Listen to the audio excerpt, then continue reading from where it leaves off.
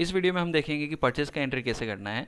Software के अंदर में परचेज दोनों तरह से हो सकता है, कैश परचेज और क्रेडिट परचेज। दोनों का स्क्रीन अलग ही रखा हुआ है जिससे करके कोई कन्फ्यूजन ना हो, कुछ गलती ना हो। वैसे दोनों का स्क्रीन सेम ही है, लेकिन सिर्फ फ़र्क है तो ये है कि कैश परचेज के अंदर में अगर आप सामने वाले सप्लायर का कुछ नाम नहीं भी डालेंगे तो भी वो आप एंट्री कर पाएंगे, जबकि क्रेडिट परचेज के अंदर में पार्टी का अकाउंट होना कंपलसरी है।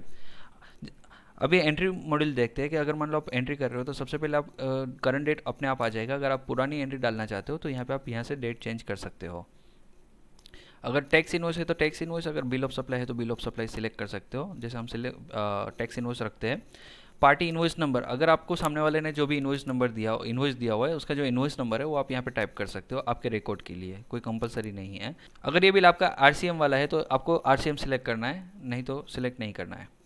उसके बाद जो है वो पार्टी नेम। पार्टी नेम के अंदर में पहली बार अगर आप परचेस कर रहे हो किसी सप्लायर से तो आप यहाँ से एड न्यू करके सप्लायर्स क्रिएट कर सकते हो।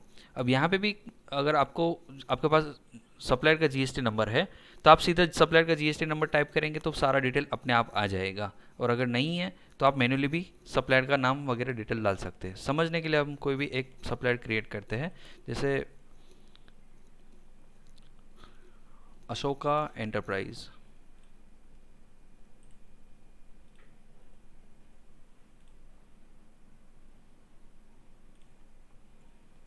जैसे समझने के लिए एक सप्लायर क्रिएट करते हैं, अशोका एंटरप्राइज।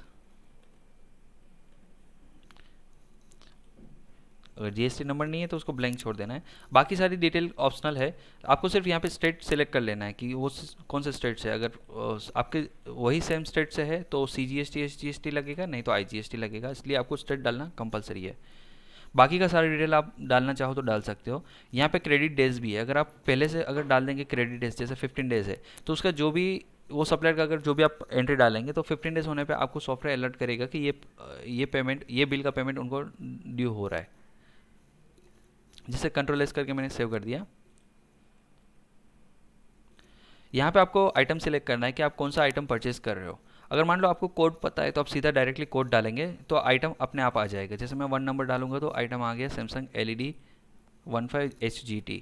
लेकिन कोई अगर मान लो कोड पता नहीं है तो यहाँ पे आप F4 बटन प्रेस करके यहाँ से सीधा आइटम सर्च कर सकते हो। मान लो आपको बहुत सारे आइटम्स है तो आप अगर मान लो बीच से भी अगर कुछ सर्च करना चाहो तो भी वो आइटम सर्च हो जाएगा। अगर मैं यहाँ पे 25G लिखूंगा तो भी वो आइटम सर्च हो जाएगा, सैमसंग LED 25GHT।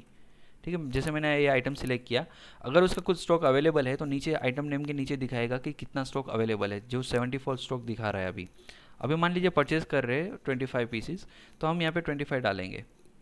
जैसे 10 पीसीस परचेज कर रहे हैं और यहाँ पे जो हमने मास्टर में प्राइस सेट की हुई है वो अपने आप आ गई 33,000। लेकिन इस बार कुछ कम या ज़्यादा प्राइस में हमने परचेस किया हुआ है तो आप मैन्युअली इसको चेंज भी कर पाएंगे। जैसे इस बार 32,500 में हमने परचेस किया हुआ है और अगर कुछ डिस्काउंट है तो आप डिस्काउंट भी यहाँ पे टाइप कर सकते हैं। अब ये 32,500 के ऊपर 18% जीएसटी लग के अमाउंट होता है 38,350 रुपीज़। लेकिन अगर आप इसमें इंक्लूड जीएसटी करके भी अगर डालना चाहते हो अमाउंट तो वो भी हो सकता है। दोनों में से कोई भी एक बॉक्स ओपन हो सकता है। ये सेटिंग करना है, जो ऊपर आप आई बटन पे क्लिक करके आप सेटिंग देख सकते हो कि कैसे सेट करना है। उसी तरह अब जो भी दूसरे आइटम भी अगर आपने परचेस किया हुआ है तो यहाँ पे आपको डाल देना है। जैसे इसके 5 पीसेस परचेस किए, क्या प्राइस से आपने परचेस किया, जैसे 16,000 में, और जीएसटी अलग से लगाए। उस तरह से आप जो भी जितनी भी आइटम्स है वो आप यहाँ पे ऐड कर सकते हो, जिसका नीचे टोटल अमाउंट आ जाएगा कि टोटल इतना अमाउंट हुआ है, जिसका बेसिक प्राइस ये है और CGST इतना लगा है और SGST इतना लगा हुआ है। और अगर मान लो आप बारकोड से अगर पूरा सॉफ्टवेयर मैनेज कर रहे हो तो अगर परचेज के टाइम पे ही आपको बारकोड प्रिंट निकाल लेना है तो आपको print item level after save पे क्लिक करके सेव करना है, जिससे करके आपने जितनी आइटम परचेज की हुई है, जैसे ये आइटम का 10 पीसीस, इसका 5 पीसीस, तो उतने स्टिकर्स प्रिंट होकर आ जाएंगे। और आप जैसे सेव करेंगे तो वो परचेज के अंदर में उसका एंट्री हो गया, उतना स्टॉक भी सिस्टम के अंदर में ऐड हो गया और वो सप्लायर का भी उतना आउटस्टैंडिंग बढ़ जाएगा। सपोज अगर आप नेक्स्ट टाइम अगर वही पार्टी सिलेक्ट करेंगे तो उनका जो आउटस्टैंडिंग होगा वो बढ़ जाएगा। यहाँ पे करंट बैलेंस में आपको दिखा देगा। और सीधा आप आइटम लिस्ट में भी यहाँ पे सर्च कर सकते हैं कि कौन सा आइटम का कितना स्टॉक हमारे पास है। जैसे ये 10 है, 23 है, 10 पीसेस है, जितने भी वो आपको यहाँ पे दिखा देगा। Thank you.